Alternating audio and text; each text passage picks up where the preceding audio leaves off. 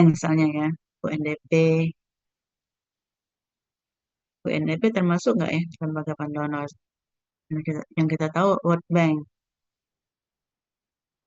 ya. Kenapa kemudian diperkenalkan konsep governance ini? Ya ini untuk menjawab kondisi di mana bantuan-bantuan yang diberikan kepada negara-negara, terutama tentunya negara berkembang ya itu tidak mencapai hasil yang memuaskan, sehingga kurang lebih gitu ya. Kemudian dimunculkanlah atau apa, eh, dipopulerkan lah gitu ya terkait dengan konsep governance. Itu salah akhir tahun 1980. Kemudian baru diterapkan di Indonesia itu ketika terjadi ya atau pada masa-masa awal-awal lah gitu ya, era reformasi gitu, era reformasi gitu. Perkenalkan.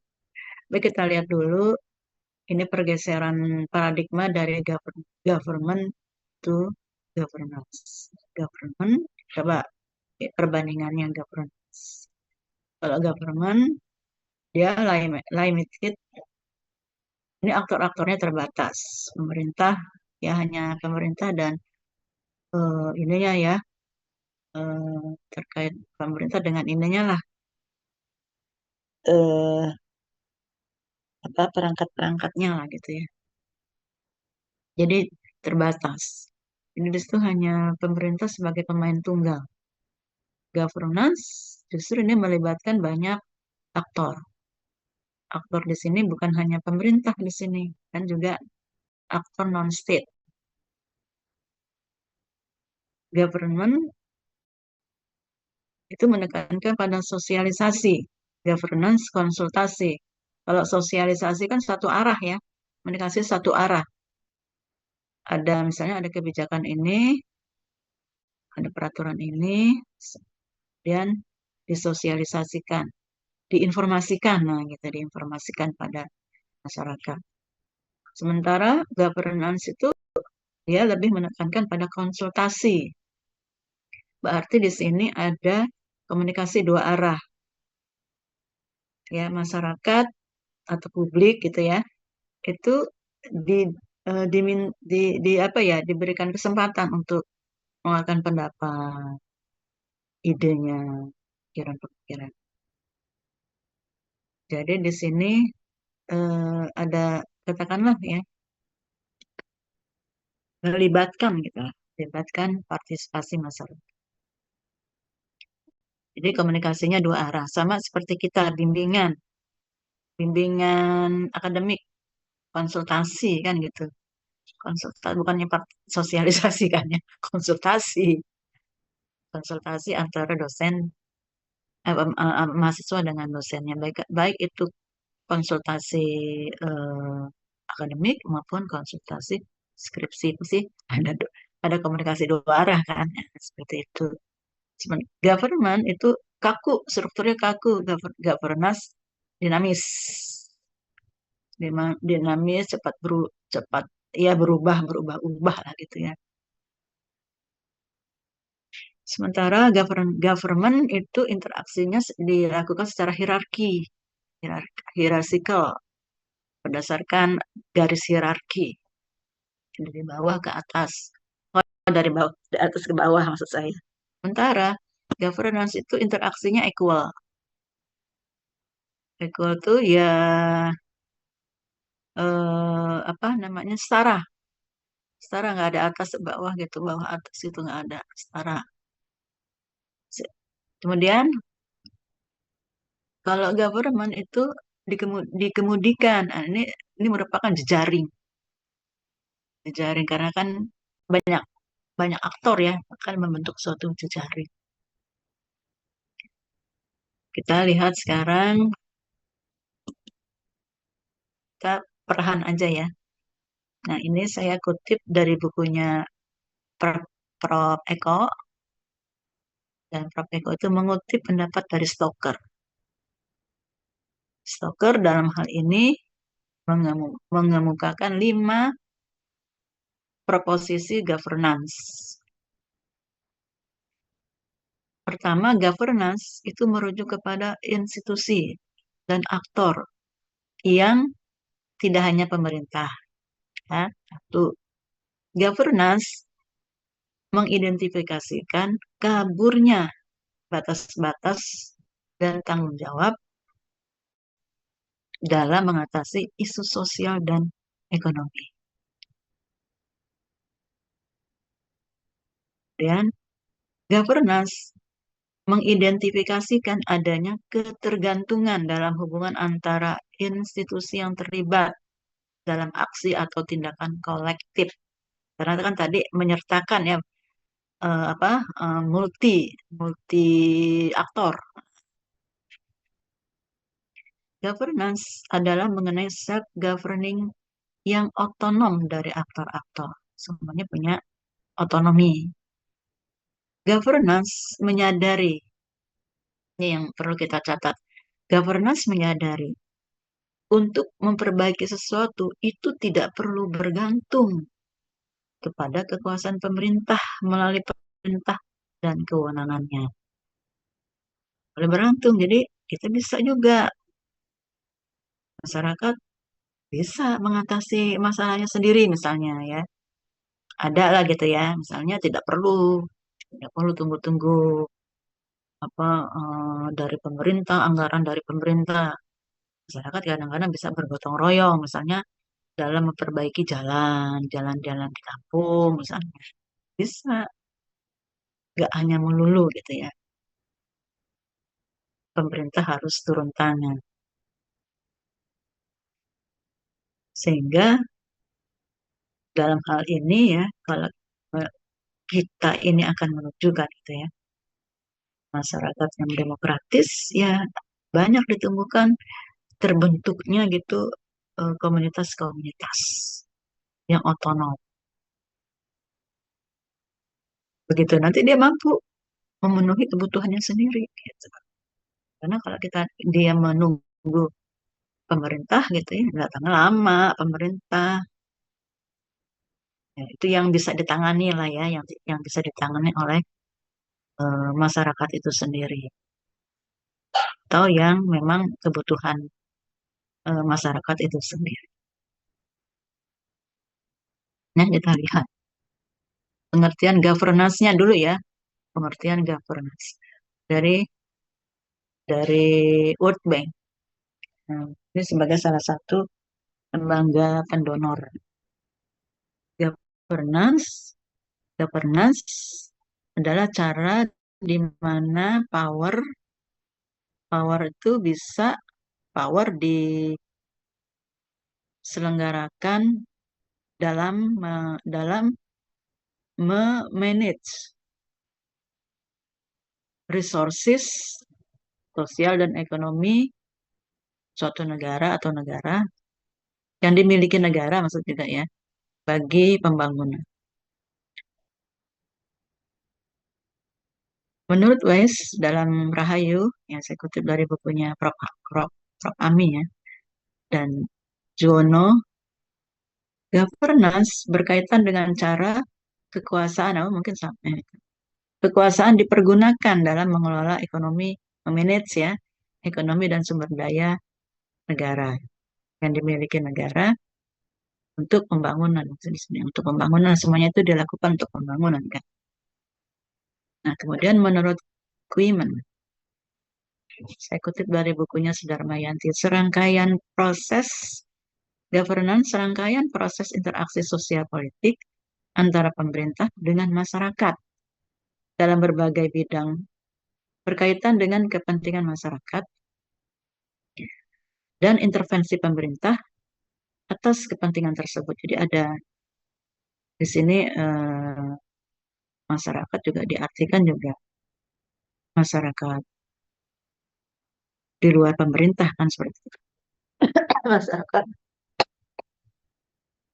baik dalam individu maupun kelompok-kelompok gitu ya. Berikutnya Kita perlahan aja ya.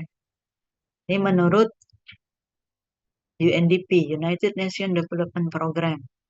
Governance,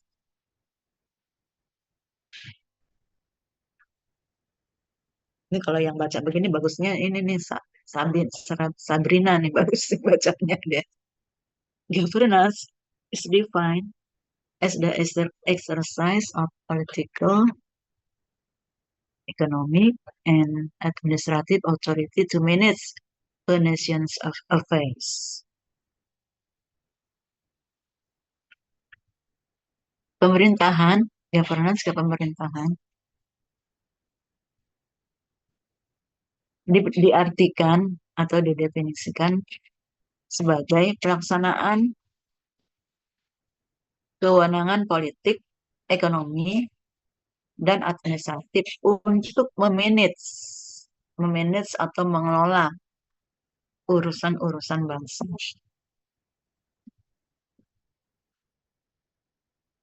Jadi dalam hal ini menekankan aspek politik, ekonomi, administratif dalam pengelolaan negara. Nah, kemudian pengertian governance ini dikembangkan oleh Rand bahwa governance itu mempunyai 3 kaki atau pilar, three legs, yaitu economic governance, political governance, dan administrative governance. Kita lihat gimana penjelasannya ya mengenai ketiga kaki itu, ketiga pilar governance. Kalau economic governance itu mencakup proses pembuatan keputusan yang memengaruhi langsung atau tidak langsung aktivitas ekonomi negara atau berhubungan ekonomi lainnya.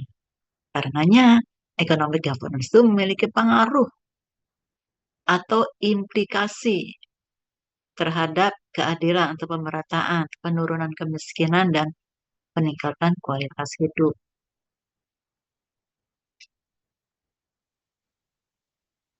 Nah, ini yang ingin dicapai pada economic governance, dia akan berdampak gitu pada ini. Ada ketiga ini nih. Nah, nanti saya kasih ini deh. Nah, keadilan, atau pemerataan, penurunan kemiskinan, dan peningkatan kualitas hidup. Economic governance dengan demikian mengacu pada penyelenggaraan kegiatan ekonomi yang mampu menciptakan kemakmuran secara adil dan merata. Sekarang, political governance itu merujuk pada proses pembuatan keputusan dan implementasi kebijakan suatu negara yang legitimate dan otoritatif. Karenanya, negara itu seharusnya terdiri dari 3 cabang pemerintahan yang terpisah, yaitu legislatif, eksekutif, dan yudikatif atau yudisial yang mewakili kepentingan partikular dan membolehkan setiap warga negara memilih secara bebas wakil-wakil mereka. Freely elect. Kemudian political governance. Menurut Effendi, dengan demikian penyelenggaraan kehidupan politik yang demokratis sehingga kepentingan masyarakat tersalurkan dengan baik dan terdapat check and balance. Untuk tercapainya keseimbangan. Jadi nggak ada kekuasaan yang terlampau besar dibandingkan dengan kekuasaan di cabang pemerintahan yang lain gitu. Nah, sama-sama seimbang, saling ya, saling menjaga keseimbangan, saling mengawasi untuk menjaga keseimbangan. Administrative governance adalah sistem implementasi kebijakan yang melaksanakan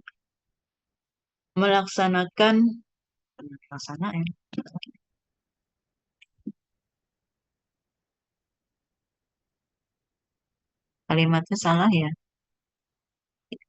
Adalah sistem implementasi kebijakan yang dilaksanakan sektor publik secara efisien, tidak memihak, akuntabel, dan terbuka. Jadi tadi ini. Jadi perbaiki.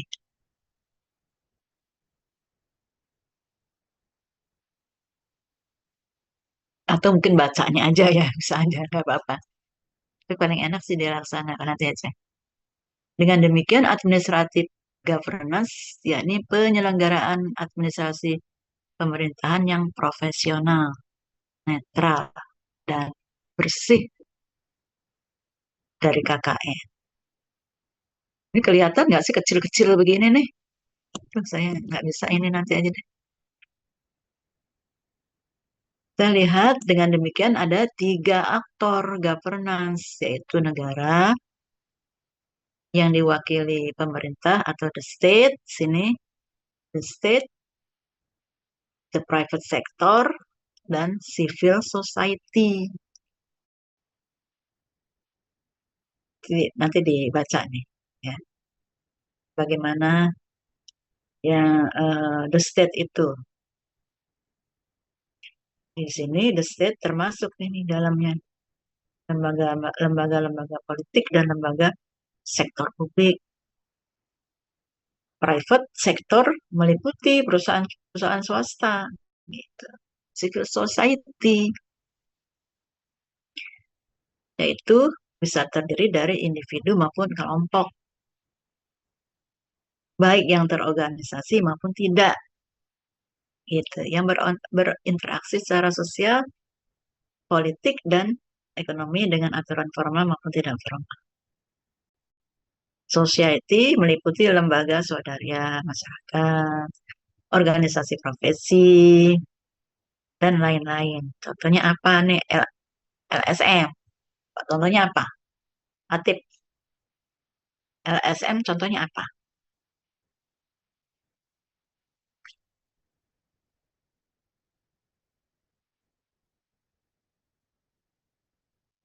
Greenpeace. Bagus. Itu tingkatnya nasional, internasional ya. Kalau di kita, kalau di kita tuh di Indonesia. Bagus Atip. Atip udah, eh, eh. Itu mengenai lingkungan hidup ya?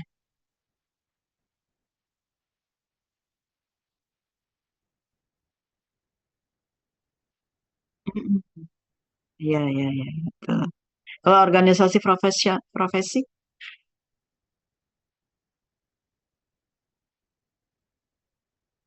Ikatan Dokter nggak sih, Bu? ya, Ikatan Dokter Indonesia IDI, Ikatan Insinyur Indonesia, ikatan-ikatan lainnya. Nanti ditelusuri lah.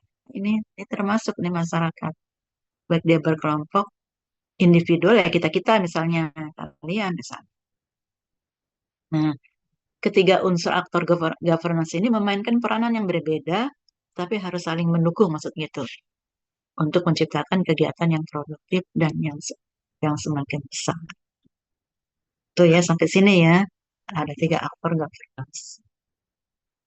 Kemudian ya ini gambarnya lah ya.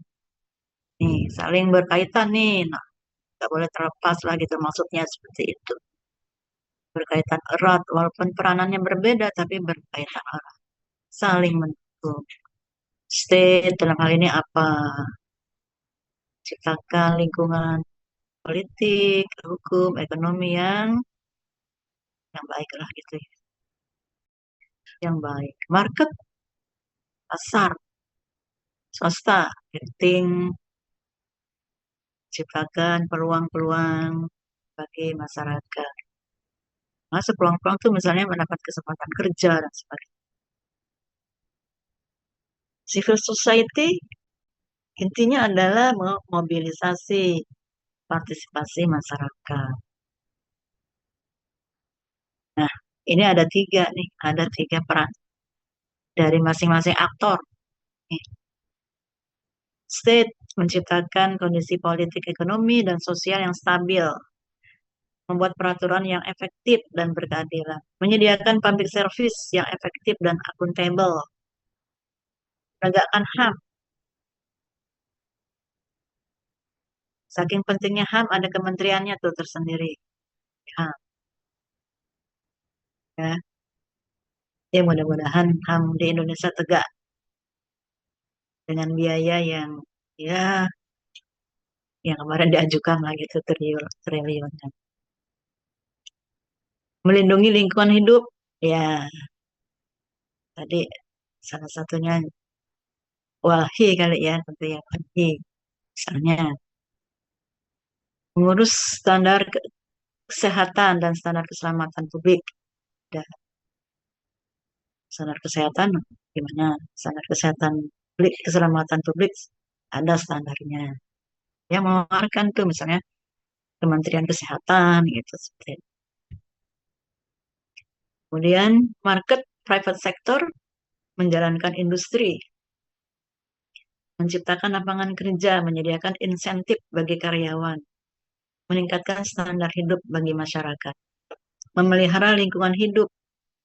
Sama, itu juga nih kan eh, apa operasi dari apa dari perusahaan itu kan kadang kan bersinggungan ya dengan kepentingan masyarakat. Nah, dia harus jaga juga apa, lingkungan hidup. Jangan sampai operasinya itu, kegiatannya itu mencemari lingkungan. Sehingga kan ada kan standar-standarnya harus memenuhi apa AMDAL kan gitu ya. Harus ada, harus lulus ya. Mentaati peraturan, transfer ilmu pengetahuan dan teknologi kepada masyarakat, menyediakan kredit bagi pengembangan UKM atau UMKM lah gitu ya. Dan civil society bagaimana peranannya? Menjaga agar hak-hak masyarakat terlindungi. Sebanyak tuh. Hak-haknya apa tuh? Hak di bidang hukum. Kan ada LBH, ada YLK. YLK apa tuh? Kalau lembaga konsumen gitu lah. Lembaga konsumen pernah dengar nggak? Ya kan? YLKI. Mungkin ya, ya. Saya lupa. Yayasan Lembaga Konsumen Indonesia. Ya, mungkin ya itu ya lupa. YLKI kayaknya. Atau yang melindungi gitu ya. Masyarakat sebagai konsumen suatu produk. Kemudian memengaruhi kebijakan publik. Ya, karena tadi harus terlibat dalam setiap proses kebijakan publik. Sebagai sarana check and balance pemerintah. Mengawasi penyalahgunaan kewenangan sosial pemerintah. Mengembangkan SDM. Bagi dirinya sendiri, ya mereka harus mengembangkan SDM-nya kan gitu.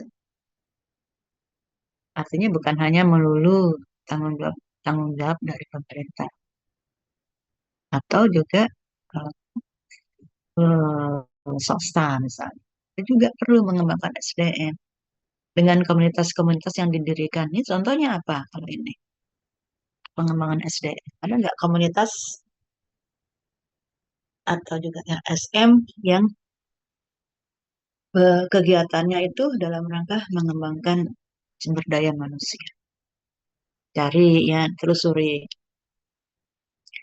sarana berkomunikasi antar anggota masyarakat.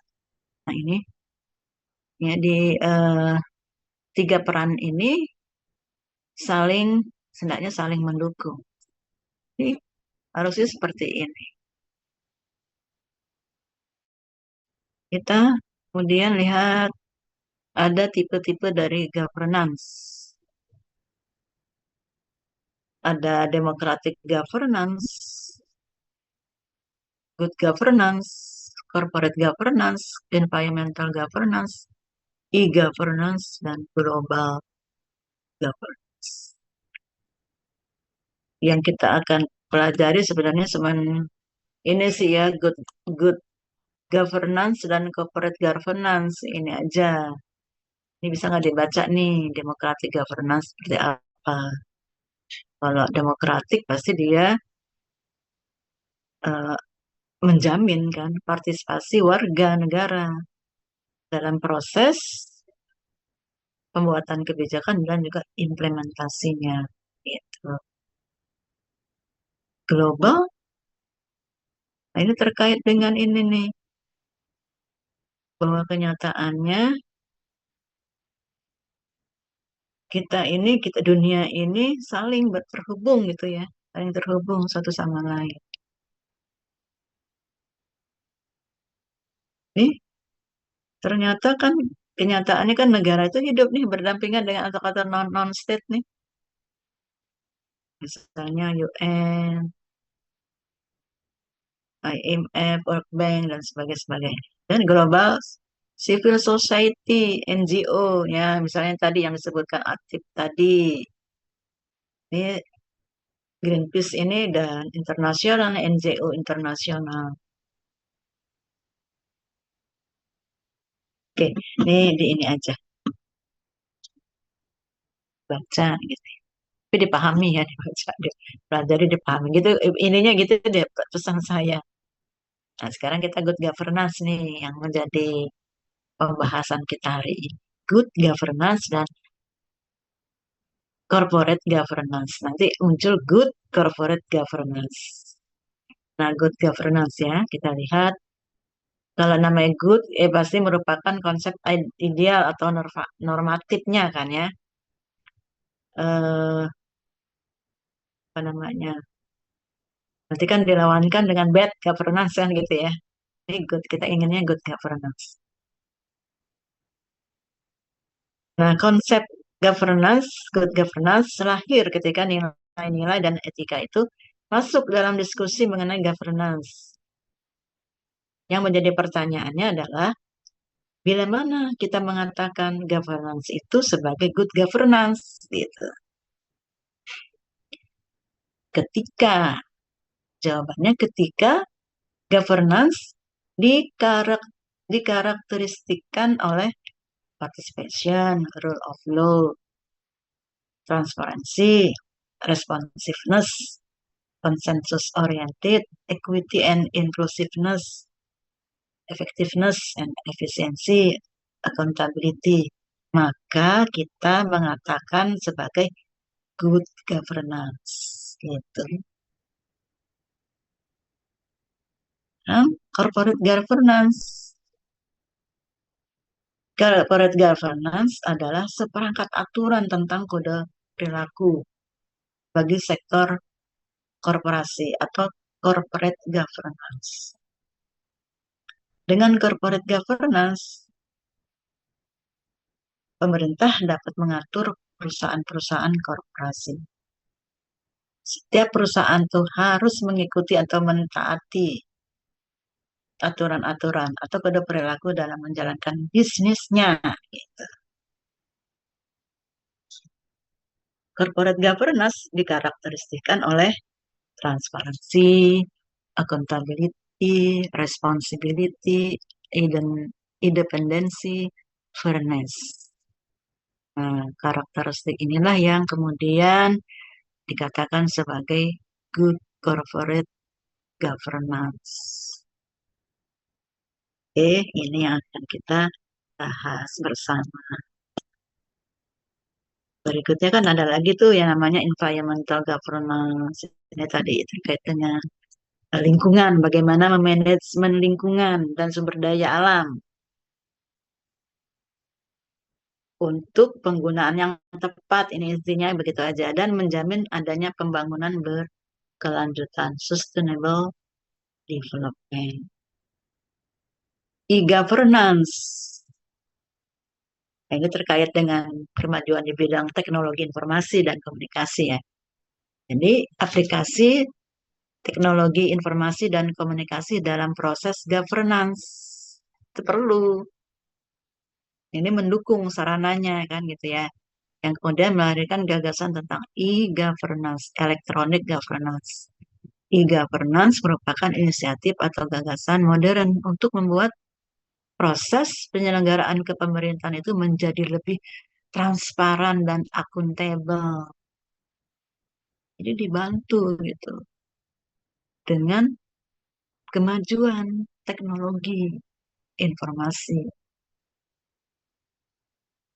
Nah, sistem e-governance menjamin delivery pelayanan atau service delivery kepada warga negara dengan biaya, tenaga, dan waktu yang minimal. Selain itu, menjamin hubungan yang kuat antara negara dan masyarakat sipil, civil society. IGAP, e-governance services, itu ada ada empat tingkatan. G2C, government to citizen, G2B, government to business, G2G, government to government, G2E, government to employee.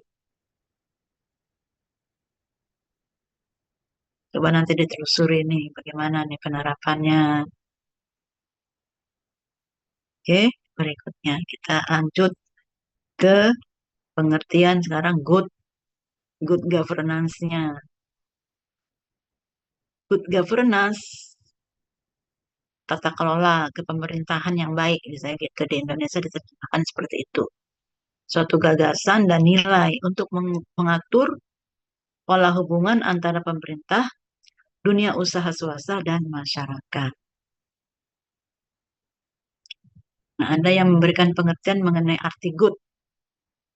Arti good dalam good governance itu mengandung pemahaman nilai yang menjunjung tinggi keinginan atau kehendak rakyat, dan nilai yang dapat meningkatkan kemampuan rakyat dalam pencapaian tujuan, mandirian, pembangunan berkelanjutan, dan keadilan sosial. Dan arti good yang kedua dalam good governance adalah aspek fungsional dari pemerintahan yang efektif, efisien dalam pelaksanaan tugas untuk mencapai tujuan. Itu saya kutip dari bukunya Sudarmayanti. Berikutnya kita lihat good governance dari definisi yang lain. Kita lihat, ini udah good-nya ya, udah pakai good nih. Saya kutip kedua aja kali ya, dua aja. Menurut OECD, ini saya kutip juga dalam bukunya Sudarmayanti. Good governance sebagai penyelenggaraan manajemen pembangunan yang solid dan bertanggung jawab, yang sejalan dengan demokrasi dan pasar yang efisien. Penghindaran salah alokasi dana investasi yang langka, dan pencegahan korupsi secara politik dan administratif. Menjalankan disiplin anggaran, serta penciptaan kerangka kerja politik dan hukum bagi tumbuhnya aktivitas kewirausahaan. Juga ya, ini sih. Coba yang sederhana, menurut Bevir dalam bukunya Prof. Amin dan Yuwono. Ini Visnu, nah Pak Visnu ini dosen kita. Good governance sebagai pengelolaan negara dengan memperhatikan nilai-nilai demokratis, terbuka, dan profesional. Good governance menuntut sebuah negara untuk bertindak demokratis, memiliki pengelolaan yang efisien dan terbuka, serta tersedianya pasar yang kompetitif, baik di sektor publik maupun swasta. Kita lihat nih peranan dari sektor swasta di sini masuk ke sini. Oke, kita lihat sekarang prinsip-prinsipnya, termasuk yang akan kemudian dibahas ya oleh kelompok 9 kali ya. Ini prinsip-prinsip good governance. Participation, rule of law, penegakan hukum, transparansi, responsiveness ada 9, consensus orientation, equity, effectiveness, and efficiency, accountability, dan strategic vision. Kalau partisipasi, nah, gimana tuh? Kalau yang namanya partisipasi ya, dalam hal ini ya mengikut sertakan kan ya, masyarakat dalam pembuatan keputusan. Nah, participation dalam hal ini setiap warga negara punya suara, dalam pembuatan keputusan baik secara langsung maupun melalui intermediasi institusi legitimasi yang mewakili kepentingannya. Contohnya melalui DPR atau DPRD. Atau kalau di desa itu ya, badan badan musyawarah desa ya, badan musyawarah desa. Nah, partisipasi ini dibangun atas dasar kebebasan berasosiasi dan berbicara serta berpartisipasi secara konstruktif. Partisipasi secara konstruktif, bukan destruktif, ya. Kita bisa berkumpul, berserikat kan gitu. Kan di dalam UUD 45 kan gitu, diberikan kebebasan. Nah, itu dijamin haknya setiap warga kan. Dan itu sebagai hak asasi manusia. Warga, warga ya, negara menjamin gitu ya. Menjamin warga negaranya untuk berserikat, berkumpul gitu.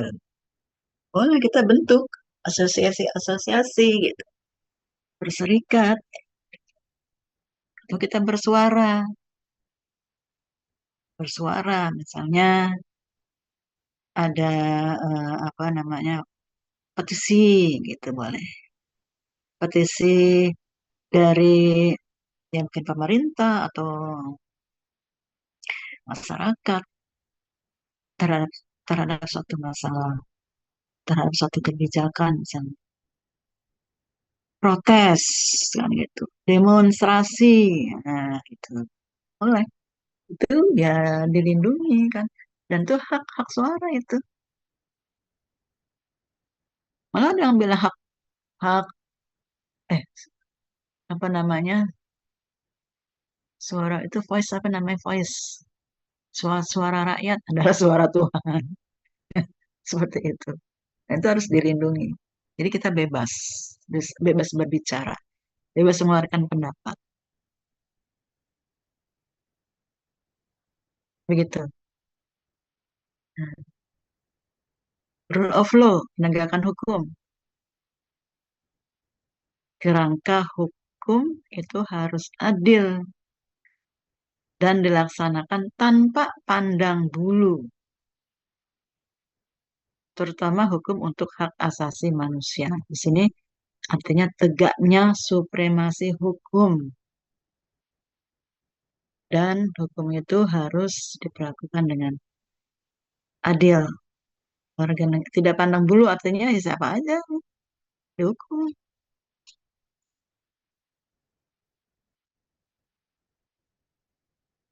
Kalau anaknya pejabat bersalah, secara hukum ya harus dihukum. Gitu. Begitu di sini. Nah,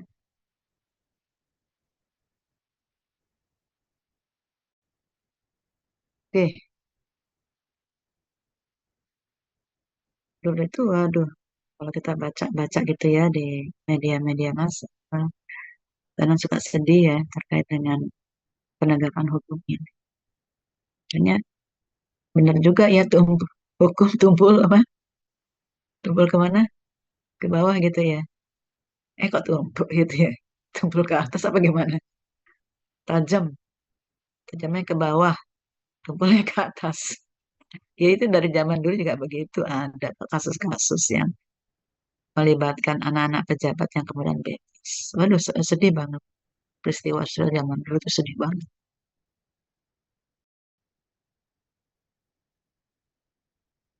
Lihat lagi, misalnya kasus-kasus Marsina, Sum Kuning itu zaman-zaman dulu loh, sedih. Saya tahu aja sih Marsina tuh yang terkenal banget tuh. Marsina tahu nggak? Kan ada, kalau nggak salah ada ininya ya, filmnya ya. Ada ininya juga, patungnya tuh gitu, direkam patung. Tuh, ya.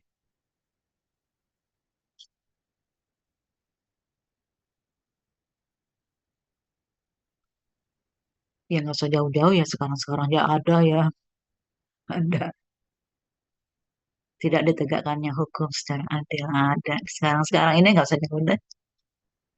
Kemudian transparansi. Transparan. Transparansi itu dibangun atas dasar arus informasi yang bebas. Seluruh proses pemerintahan, lembaga-lembaga, dan informasi itu perlu dapat diakses oleh pihak-pihak yang berkepentingan. Dan informasi yang tersedia itu harus memadai agar dapat dimengerti dan dipantau. Sekarang zamannya transparansi. Masyarakat sekarang kalau perlu galak gitu. Wah, dengan adanya tadi IGAF elektronik itu ya, apalagi sekarang itu zaman keterbukaan informasi, jejak-jejak digital tuh tahu aja, masyarakat tahu aja. Telusuri itu kayak begitu. Kemudian responsiveness, daya tanggap. Lembaga-lembaga publik harus cepat dan tanggap dalam melayani setiap stakeholders, dalam melayani setiap kebutuhan stakeholders. Harus, harus cepat tanggap, jangan dilambat-lambatin begitu. Ada keluhan langsung ditangani. Itu ada mungkin e-service kali ya, saya lupa, yang menanggapi keluhan-keluhan gitu dari warga gitu ya. Harus cepat direspon, makanya disebut responsif, daya tanggap. Nah, itu salah satu dari kualitas pelayanan itu, responsif. Kan ada banyak tuh ya, ada beberapa ya. Ada tangible, responsiveness, reliability, empathy. Salah ada 5 tuh. Nah, memenuhi nggak ya dimensi-dimensi kualitas pelayanan. Nah, itu banyak sekali diteliti oleh mahasiswa.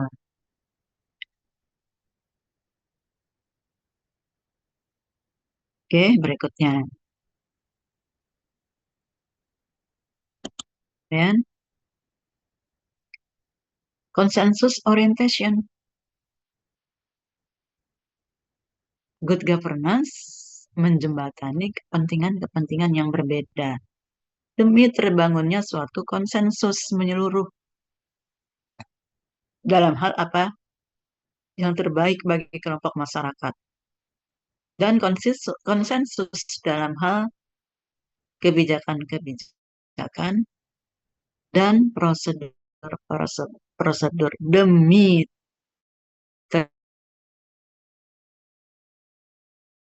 terciptanya dapat itu hendaknya jangan menjadi bumerang-bumerang satu sama lain gitu ya, berlawanan satu sama lain. Tapi hendaklah kemudian dicapai kesepakatan bersama, konsensus. Yang ini hendak di, dicapai dalam bingkai governance gitu. Konsensus kan, bukan suara terbanyak, tapi konsensus. Nanti kita sampai situ. Equity, kesetaraan.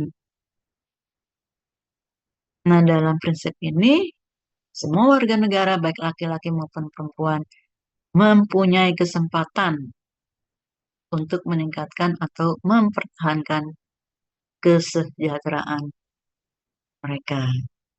Kesetaraan,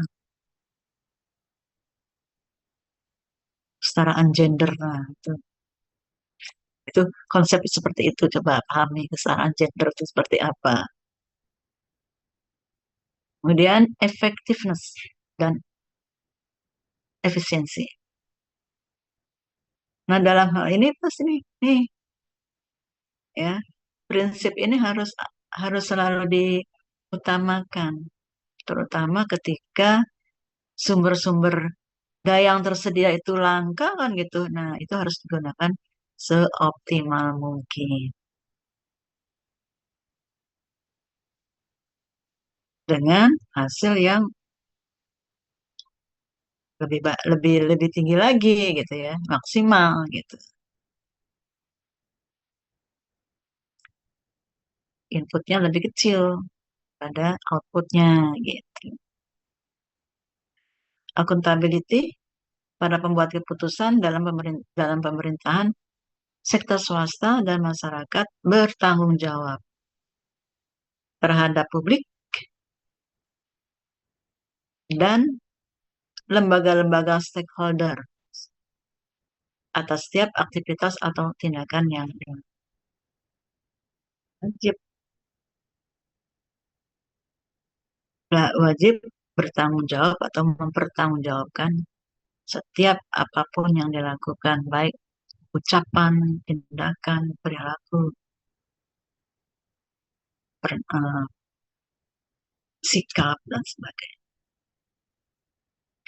Strategic vision. Dalam hal ini, pemerintah harus memiliki visi yang luas dan berjangka panjang untuk memperbaiki dan menjamin keberlangsungan pembangunan sosial dan ekonomi. Nah, semenjak ini ya, setiap institusi itu ya menyusun, membuat visi dan sekaligus misinya itu ada di setiap institusi. Dia dengan visi, misinya bisa juga terus turun ya, turun ke mana ke departemen-departemen dari UI, fakultas, departemen-departemen dari pemerintah pusat terus sampai sampai ke pemerintahan yang tingkat paling rendah. Itu visinya harus sejalan. Di- itu di pemerintahan dulu yang belum belum belum dulu tuh belum setajam atau ini sekarang harus membuat visi misinya. Dulu ya begitu aja. Nggak ada tuh orang buat visi misi. Apalagi di perusahaan. Luar biasa bikin visi misi. Harus jelas. Karena kan kita tuh mau kemana gitu loh. Organisasi kita nih mau kemana nih di masa depannya. Kayak apa sih gitu. Kayak apa tuh nanti organisasi kita. Itu perlu. Jadi tujuan, cita-cita kan yang hendak dicapai di masa yang akan datang.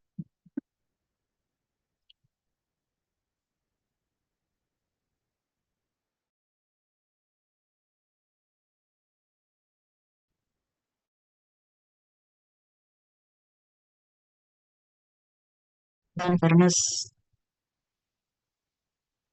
transparansi, responsiveness, dan semua. 9 enggak?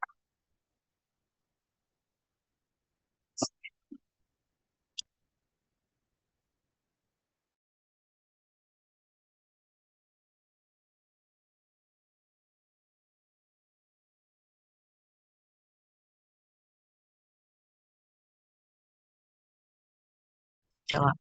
Efektif dan adil. Menjamin adanya supremasi hukum. menjamin prioritas-prioritas politik, sosial, dan ekonomi didasarkan pada konsensus masyarakat.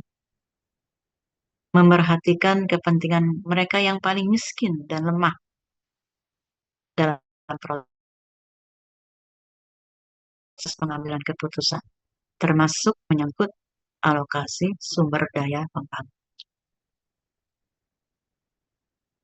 Oke, bagaimana penerapan good governance di Indonesia itu gimana? Nanti kita lihat tuh, walaupun cuma 3 ya.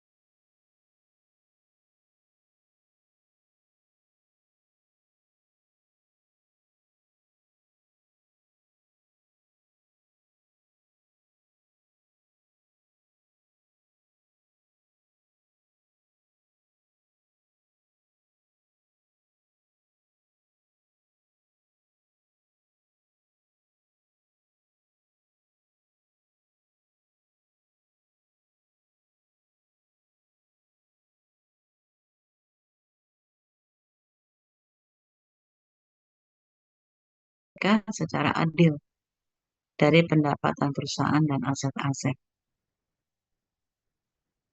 Siji berkaitan dengan aset seperangkat aturan yang menetapkan hubungan antara shareholder, para pemegang saham, manajer, kreditor, pemerintah, government, employee, karyawan, pegawai, dan para pemangku stakeholdernya ya, para pemangku internal dan eksternal lainnya tentang atau mengenai hak-hak dan tanggung jawab tinggal tanggung jawab pihak-pihak yang berkepentingan tersebut. Nah,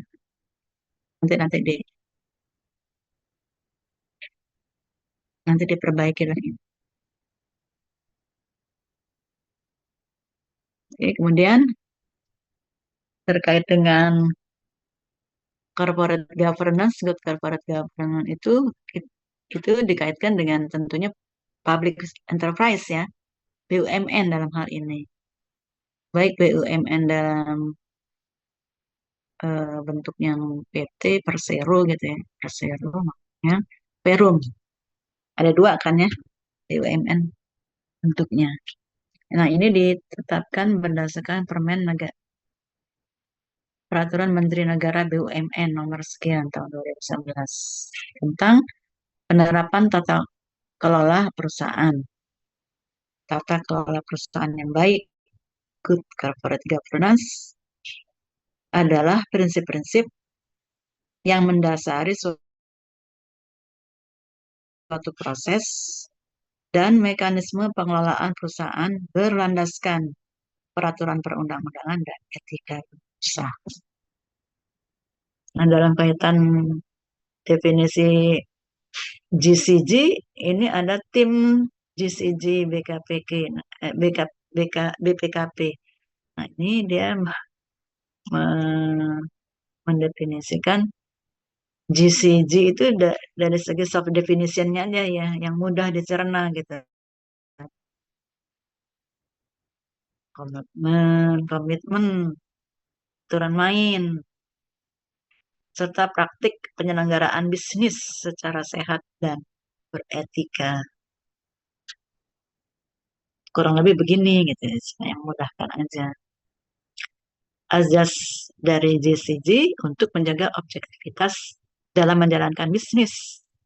Perusahaan harus menyediakan informasi dengan cara yang mudah dapat diakses dan dipahami oleh pemangku kepentingan. pemangku kepentingan kita juga nggak ya? Tadi nggak disebutin ya. Tapi ini yang luar juga kalau dia eh, internal dan eksternal stakeholders lainnya.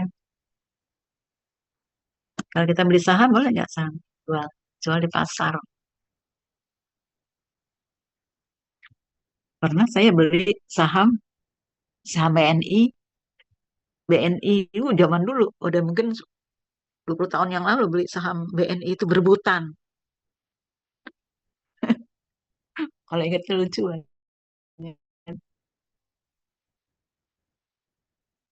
Sampai sekarang nggak ada beritanya apa gitu ya. Lucu banget.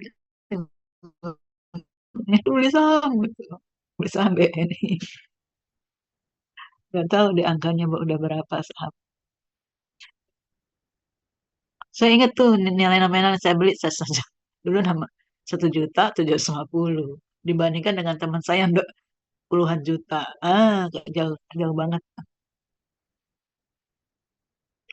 Punya saya. Tapi ya gitu nggak tahu kelanjutannya bagaimana.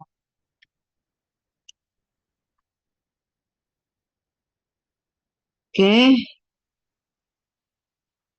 kita lihat tujuan hmm, dari penerapan GCG.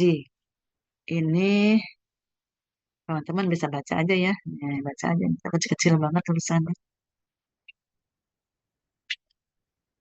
Nih, perseroan menerapkan prinsip tata kelola yang baik bertujuan untuk menjamin tercapainya hasil yang optimal.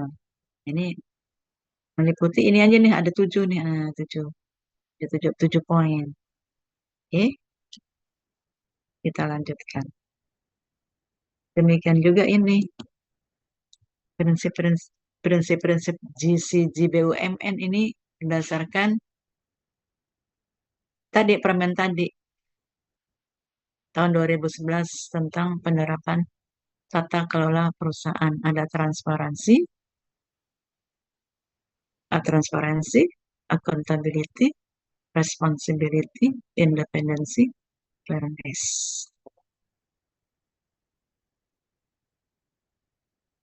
Jadi kalau transparansi kan keterbukaan ya, keterbukaan dalam melaksanakan proses pengambilan keputusan dan keterbukaan dalam mengungkapkan informasi material dan relevan mengenai perusahaan.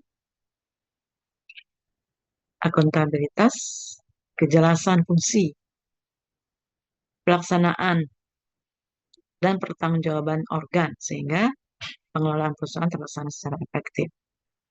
Responsibility, kesesuaian di dalam pengelolaan perusahaan terhadap peraturan perundang-undangan dan prinsip-prinsip korporasi yang sehat. Independensi, keadaan di mana perusahaan dikelola secara profesional tanpa benturan kepentingan dan pengaruh atau tekanan dari pihak manapun yang tidak sesuai dengan peraturan perundang-undangan dan prinsip-prinsip korporasi yang sehat. Itu bagaimana? Kalau kita dengar ada pernyataan, nih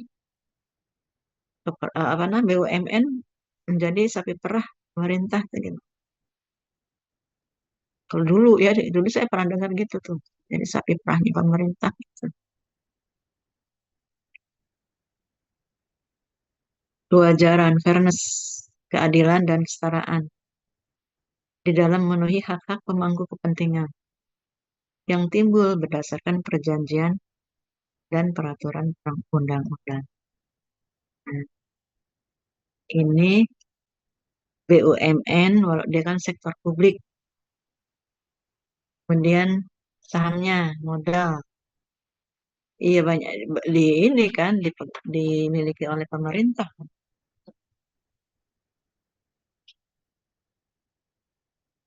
Yang harus diperhatikan pengelolaannya harus eh, dilakukan secara apa? Secara bisnis, bisnis oriented, cara bisnis. Kan dia juga apa ada yang mengejar keuntungan, profit.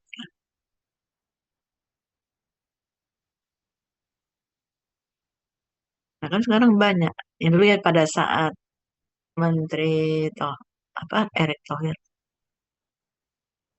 menjabat kan gitu dia menata semua tuh ditata semua yang nggak laku yang merugi-merugi gitu ya di kan dibubarin gitu digabung-gabung Garuda aja yang kita kenal ya BUMN yang inilah yang kita anggap dia apa untung gitu ya ternyata rugi bahkan hampir bangkrut mau dibangkrutkan cuma ditolong diselamatkan aja karena apa Garuda itu termasuk adalah kebanggaan nasional dia Garuda Indonesia Airways dulu namanya warna dulu merah sekarang biru dicat biru lebih cakep sih memang. Ya harusnya mendatangkan keuntungan lah gimana kalau nggak kalau rugi terus nah itulah harus profesional dan dikelola secara tadi bisnis ya bisnis sehingga perlu ya pejabat-pejabatnya itu berjiwa entrepreneurship. Coba pengertian entrepreneurship. Pernah dengar nggak social entrepreneurship? Kenapa kemudian sektor publik tuh di apa harus disuntikkan semangat wirausaha itu gimana? Maksudnya apa tuh? Kalau kita pelajari ini ya awal-awal perkuliahan mungkin diperkenalkan lah ya mengenai pergeseran paradigma dari OPA, Old Public Administration kan gitu ya. Yang klasiknya ke NPM ke NPS.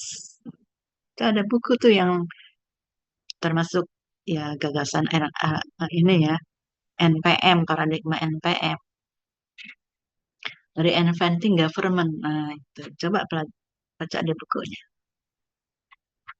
Menyuntikkan semangat wirausaha dalam sektor publik. Mewirausahakan, nah ini judulnya gitu deh. Diterjemahkan gitu. Mewirausahakan birokrasi.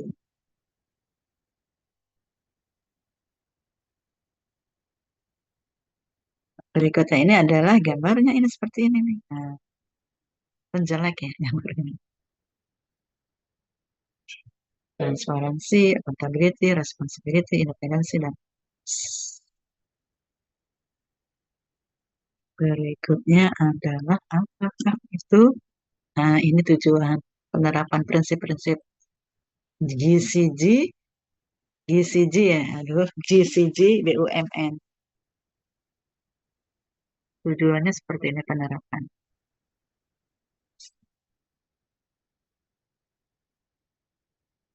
Bisa nggak ini nih, udah tercapai nggak nih harapannya nih tujuannya? Nah, ya,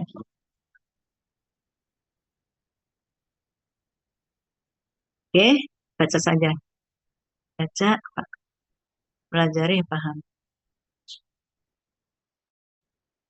Kita sekarang ke yang terakhir, konsep yang terakhir. Kolaboratif governance. Ya,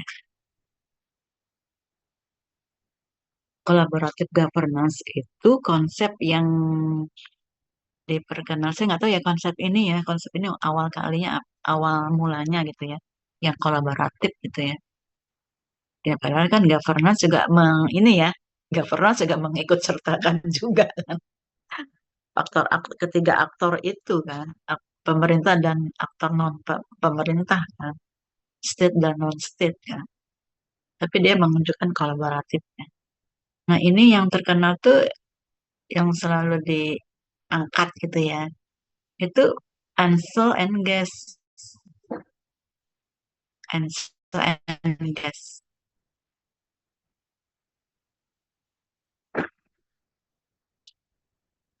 Menurut Ansel and Guest, tapi saya kutipnya dari Islam ini.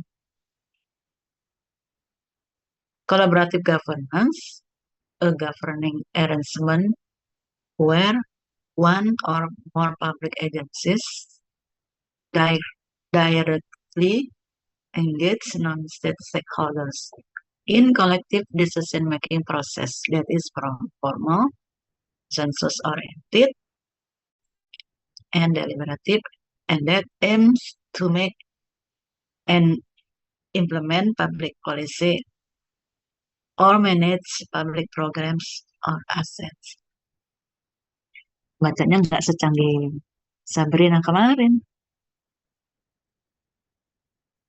tapi kira-kira begitu.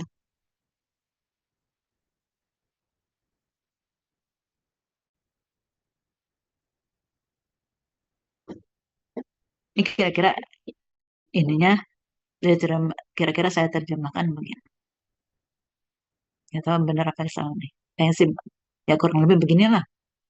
Collaborative governance adalah serangkaian pengaturan di mana satu atau lebih lembaga publik yang melibatkan secara langsung pemangku kepentingan non-state di dalam proses pembuatan kebijakan yang bersifat formal, berorientasi konsensus dan deliberatif yang bertujuan untuk membuat atau mengimplementasikan kebijakan publik atau mengelola program-program publik atau aset-aset publik. Maksudnya gitu maksudnya sih. Program dan aset-aset publik kan ini salah.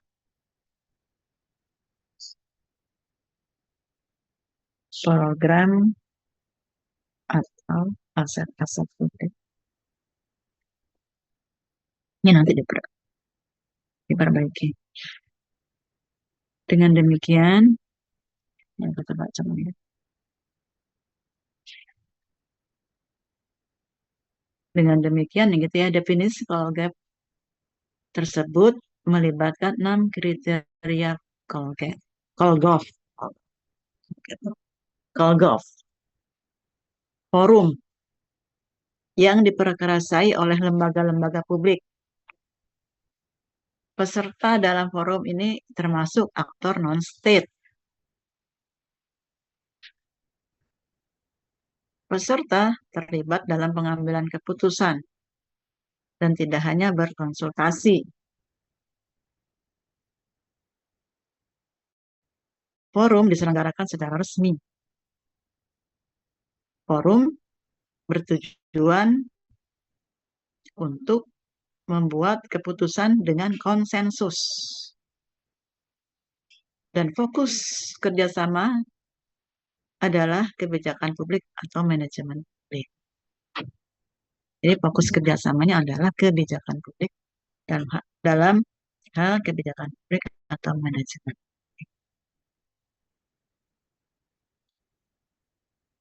Saya kutip juga dari pendapat Agrawal dan Lemos. Dari bukunya Astuti, bacanya begitu.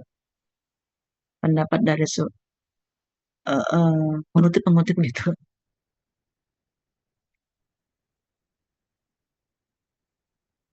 Nah, Agrawal dan Lemos itu mendefinisikan collaborative governance tidak hanya berbatas pada pemangku kepentingan yang terdiri dari pemerintah dan non-pemerintah, tetapi juga terbentuk atas adanya multi-partner governance yang meliputi sektor private, swasta, masyarakat, dan komunitas sipil.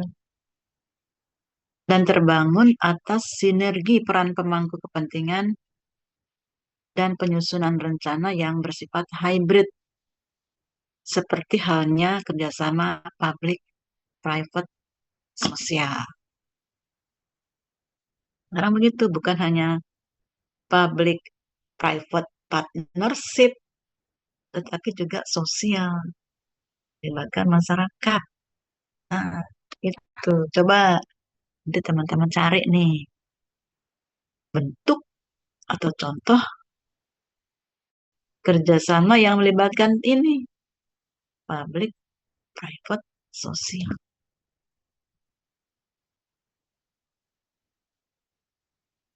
Dalam kolaboratif governance, peserta dan pemerintah sebagai aktor sosial itu diperlakukan sama dan otonom.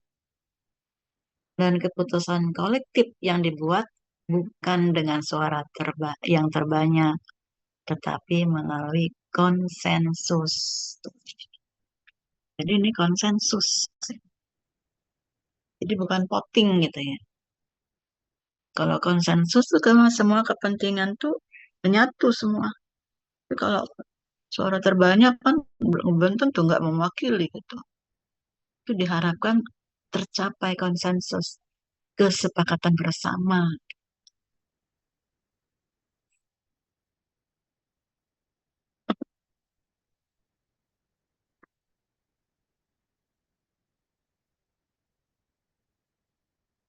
Berikutnya ada tahap dalam proses Volkov. Ada 5 tahap ini berdasarkan pendapat dari Ansel and Gus. Dia ada prosesnya tuh. Kalau ada modelnya tuh, dia ada di tengah nih tahap-tahapan ini. Nah, saya nggak punya ini. Kalau nanti saya cari, ya saya perkenalkan lah gitu modelnya gitu. Sebenarnya kan banyak itu model-model kolaboratif governance ini. Tapi yang paling ini menonjol tuh Ansel and Gus. Yang lainnya pengembangan lah gitu. Ada tahap face-to-face dialog,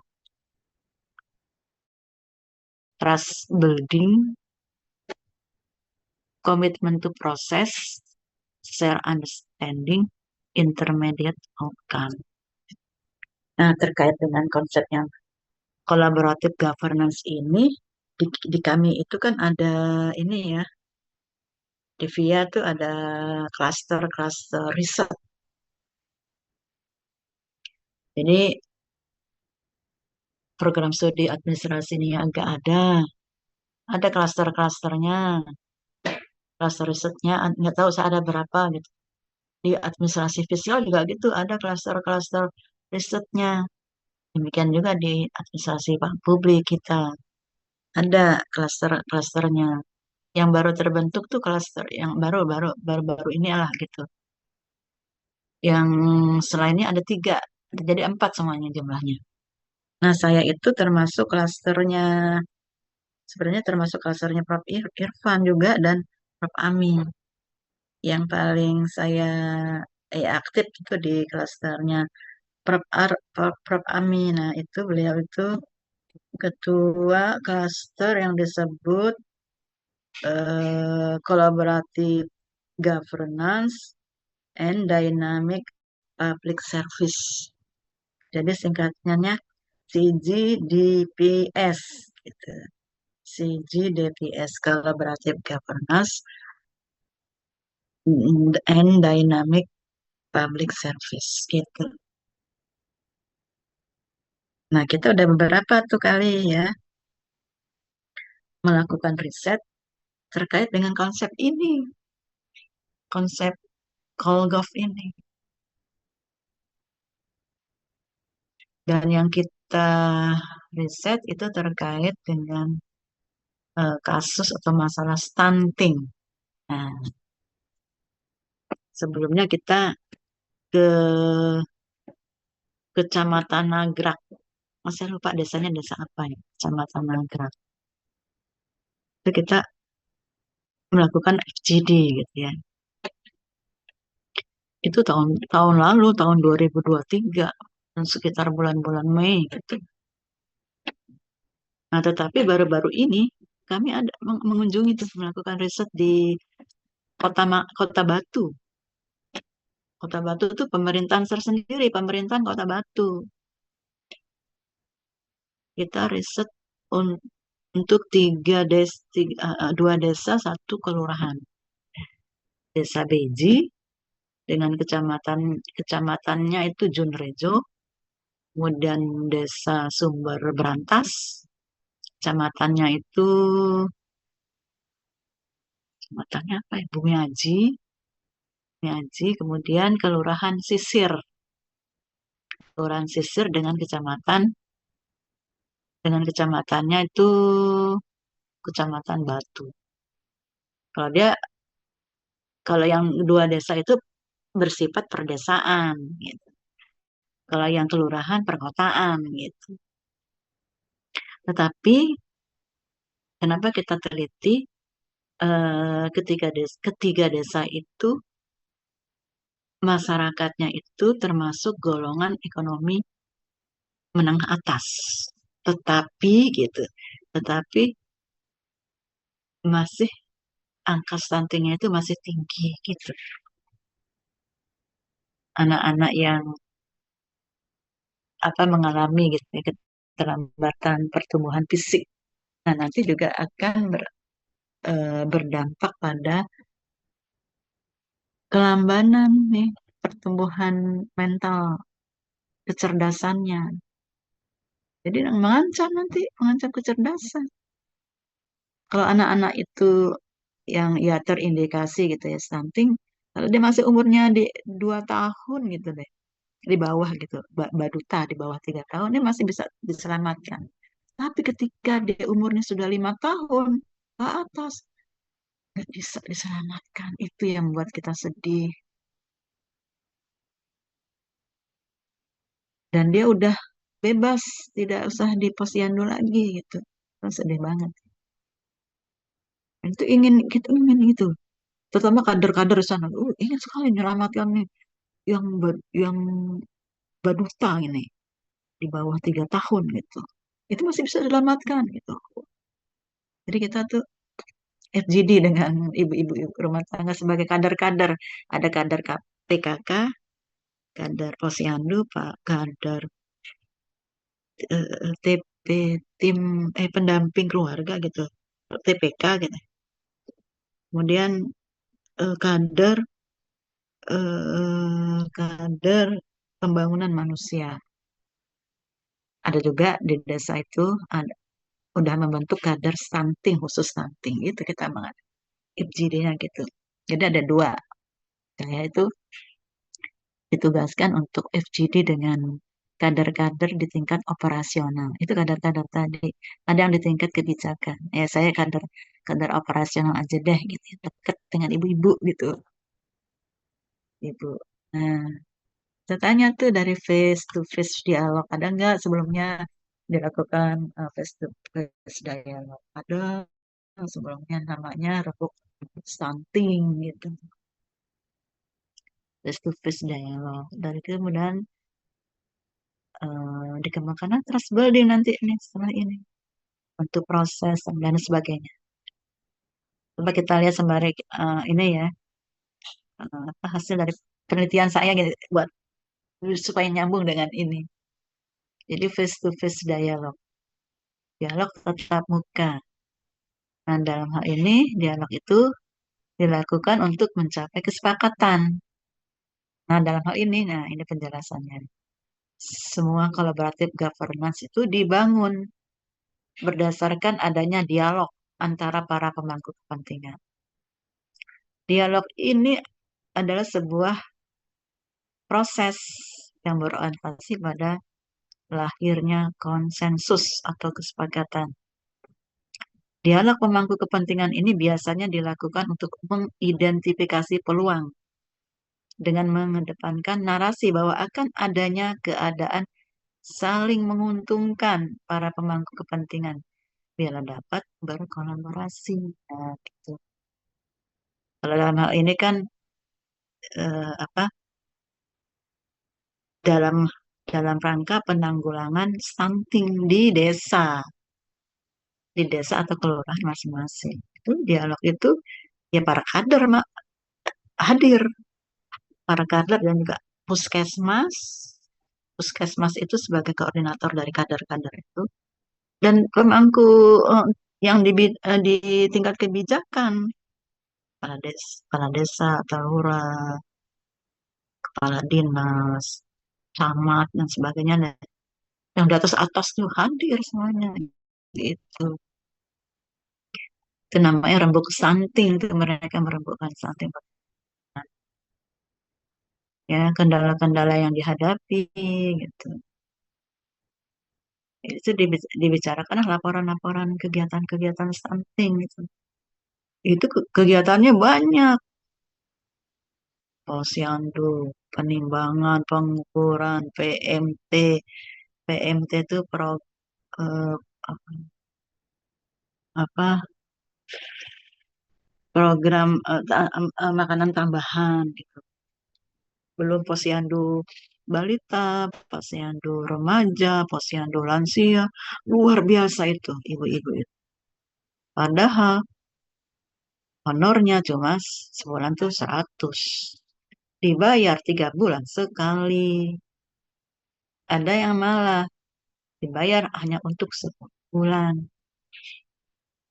Jadi sebulan sebulan tuh 100.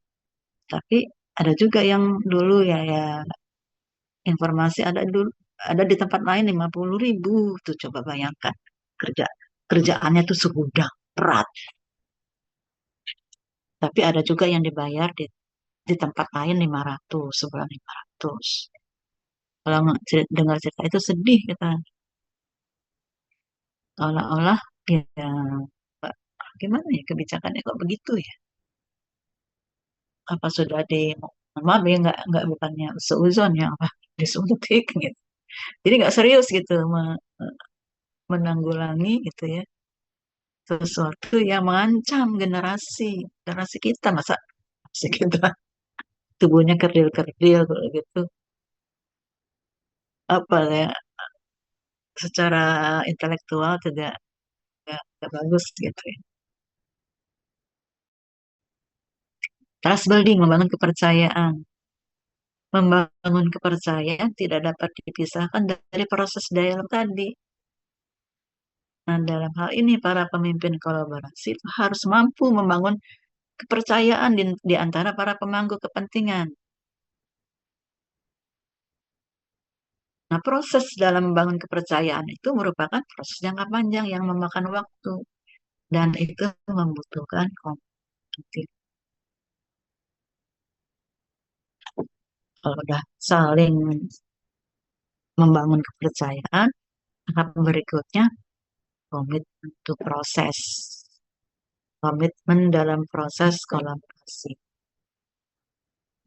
Adanya kondisi saling ketergantungan yang tinggi di antara para pemangku kepentingan kemungkinan akan meningkatkan komitmen untuk terus berkolaborasi.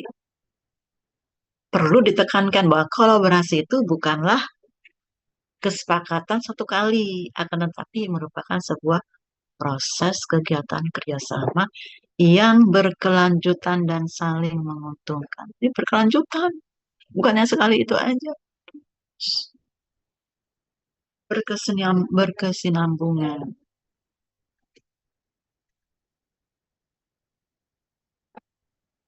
Itu. Itu terus eh, untuk menanggulangi atau mengatasi masalah stunting di desa masing-masing itu dibentuk gitu, kader-kader dan mereka bersemangat. Nah itu yang uniknya gitu, ibu-ibu tuh bersemangat sekali jalankan tugas sebagai kader.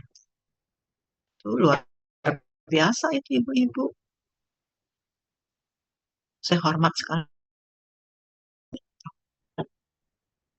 Ibunya masih muda tentunya ya, kalau yang mengundurkan diri ya umur-umurnya udah 60 tahun ya kan.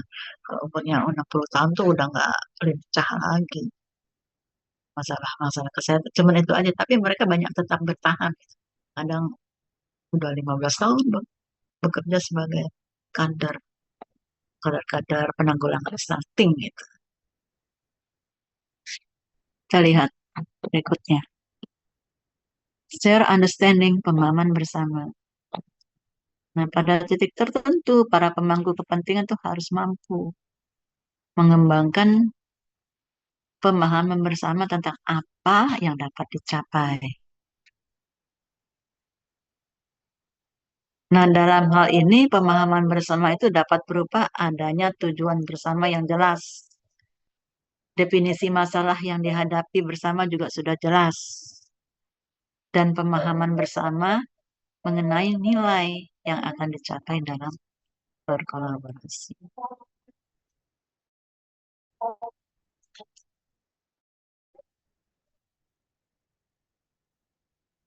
Kita maaf dengerin azan dulu ya sebentar aja.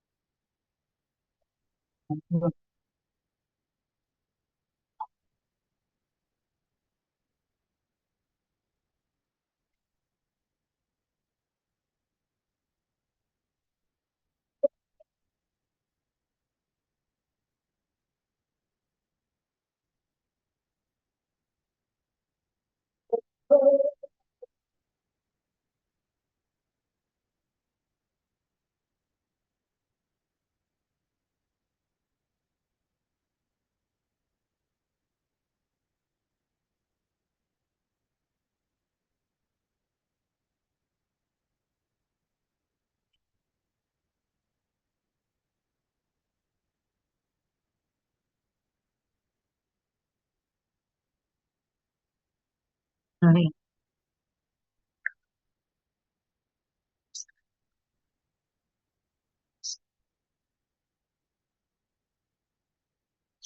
Ya, baik kita lanjutkan kembali.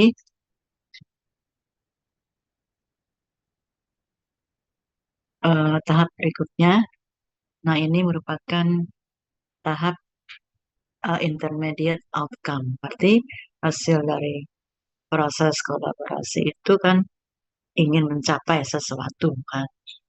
Nah, dalam hal ini tentunya adanya yang kalau kita kaitkan dengan tadi riset saya adalah penurunan angka stunting. Nah, seperti itu. Jadi intermediate outcome itu hasil antara atau pertengahan atau hasil hasil sementara ya, sementara sifatnya gitu. Hasil antara atau pertengahan kolaborasi lebih lebih eh, mungkin berlanjut ketika hasil dari tujuan dan keuntungan dari kolaborasi itu dapat dirasakan secara nyata walaupun masih kecil sebagai sebuah hasil antara pertengahan dari proses kolaborasi tersebut. Hasil kecil small win ini kemudian bisa dapat menjadi pendorong dalam membangun kepercayaan dan komitmen bersama para pemangku kepentingan. Jadi bisa berlanjut, makanya ada hasilnya kok ada. Nah, dalam yang sederhana ini, misalnya tadi ya, sederhana tapi masalahnya besar gitu. Stunting. Nah, hari ini masih stunting, saya suka disindir begitu tuh kalau mau melakukan penelitian di mana? Penelitian di ini apa mengenai apa stunting? Nah, hari ini masih stunting ya. Sedih banget.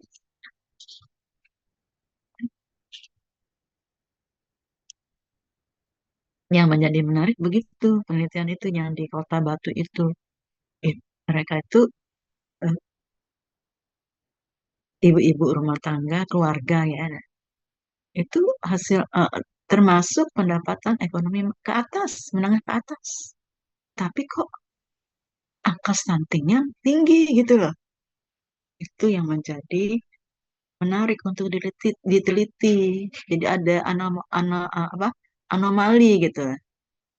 Bapak, seharusnya kan mereka bisa kan memenuhi gizi anak-anaknya kan gitu. Gak mungkin lah stunting. Dan memang gitu. Di sana pemahaman stunting itu gak tepat gitu. Belum benar. Jadi stunting itu hanya dipahami mereka tuh eh, kurang tinggi badan gitu aja. Kurang tinggi kurang tinggi badannya gitu. Karena mereka kalau dikatakan anaknya stunting itu mereka nggak mau, malu, nggak percaya dan malu lah, dan merupakan aib. Sehingga mereka kadang-kadang ya nggak mau ikut kerjasama gitu dalam kegiatan posyandu misalnya. Mereka nggak mau dibilang anaknya stunting, marah mereka. Makanya disepakati istilahnya itu kurang tinggi gitu aja. Ayo Bu gitu. Ayo kita ukur mana tinggi belum gitu. Dan naik belum tinggi badannya, berat badannya gitu. Maka masalah stunting itu akan berdampak kan pada kecerdasan anak gitu ya. Generasi yang akan datang. Waduh, gawat juga nih. Nah, itu yang jadi apa tugas berat dari ibu-ibu itu, ibu kader itu untuk meluruskan pemahaman mengenai stunting. Apa itu stunting? Bagaimana mengatasi stunting? Bahayanya stunting gitu. Itu yang belum dipahami.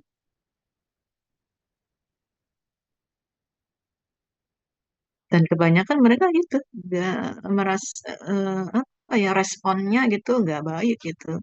Ketika kader itu misalnya menjelaskan ini ya nggak ini gitu, mereka nggak merespon dengan baik. Kan mereka udah punya kedudukan gimana sih kan? Mereka kan kedudukan ekonominya menengah atas gitu. Itu berat banget yang kayak begitu pemikiran seperti itu. Nah, gimana tuh mengubah mindsetnya tuh? Gimana? Makanya kemudian ada yang minta ya mungkin harus ada psikolog gitu ya untuk meluruskan itu ahli gizi. Nah, hasil sementara ini di situ ada memang penurunan angka stunting, ada baru turun nggak sama bebas stunting itu nggak turun dari sekian ke sekian. Tapi itu menumbuhkan harapan supaya terus berlanjut ya kegiatan untuk eh, apa penanganan stunting. Ya, ini kan merupakan kebijakan nasional sifatnya. Percepatan penurunan stunting tahun berapa ya lupa. Dia dicanangkan tahun 2021 dan tahun-tahun ini kayaknya harusnya turun nih secara nasional. Kalau tahu tidak memunculkan stunting baru gitu. Jadi ya berbagi inilah ya. Maksud saya apa yang saya lakukan dan kami gitu ya tim riset itu ya terkait dengan konsep ini. Gimana kalau konsepnya ini ya. Nah, kalau kita lihat, nah ini terakhir deh. Nah, pemangku kepentingan dalam collaborative governance. Itu ada beberapa bentuk ya, pemangku kepentingan. Ada triple helix yang terdiri dari pemerintah, bisnis, akademisi. Quadra helix, pemerintah, bisnis, akademisi, organisasi non-pemerintah atau civil society. Pentahelix, pemerintah, bisnis, akademisi, organisasi non-pemerintah atau civil society, dan media massa. Nah, kalau di desa yang kami teliti itu belum ada gitu. Mungkin baru akademisi ya. Tapi yang civil society itu ada pernah di Desa Beji. Jadi hanya sekali-sekali gitu ya. Ada komunitas yang memberikan susu, pemberian susu. tapi sekali-sekali gitu. Itu pun udah lama gitu. Ya, ceritanya sembari mengingat-ingat gitu ya. Itu ya. Ingat kapan ya gitu. Padahal yang namanya kolaborasi itu kan harus berkelanjutan. Karena itu aja ya, terus berlangsung gitu. Itu adalah yang ingin eh, ditekankan pada konsep kolaboratif governance ini. Nah, kalau di sebelumnya saya juga pernah meneliti yang di Kecamatan Nagrak. Itu mereka ada kerjasama tuh dengan Rumah Zakat, namanya Rumah Zakat. Rumah Zakat apa ya? Kan LSM ya? Nggak tahu deh. Pokoknya Rumah Zakat aja cari aja. Rumah Zakat. Nah, dia dengan katanya deh terkait dengan corporate social apa responsibility-nya CSR gitu. Dia membentuk namanya dapur dapur gizi namanya. Dapur gizi itulah yang kemudian mengolah ya berinovasi mengenai hal ini makanan-makanan yang disukai ini balita. Kan kebanyakan anak-anak itu kan nggak suka makan kan, apalagi makan sayuran.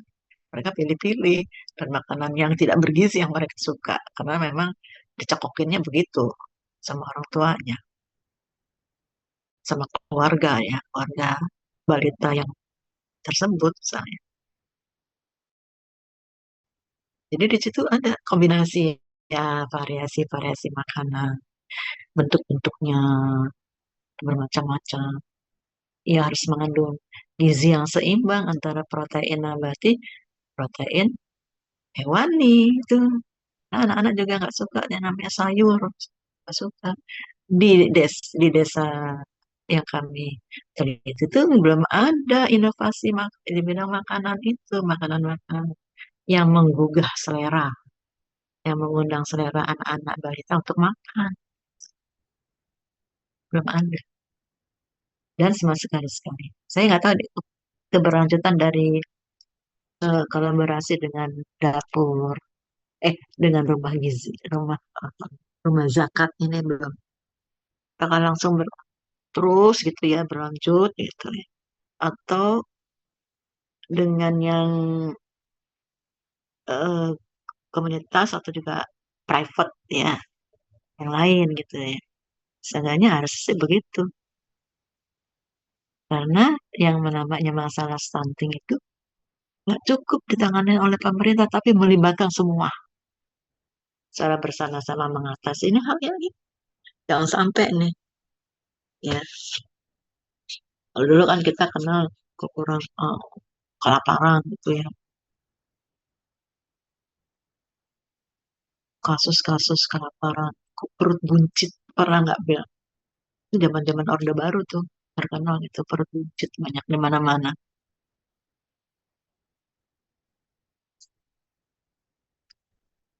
Ya, mereka sih nggak lapar tapi ya nggak bergizi aja makanan. Oke, itu yang dapat saya sampaikan di pertemuan kita hari ini.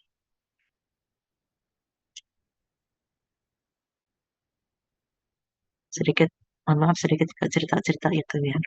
Biar konsep-konsep ini ya, terutama collaborative governance tadi ya, ya bagaimana kita aplikasikan pada kehidupan nyata ini dalam hal penanggulangan stunting.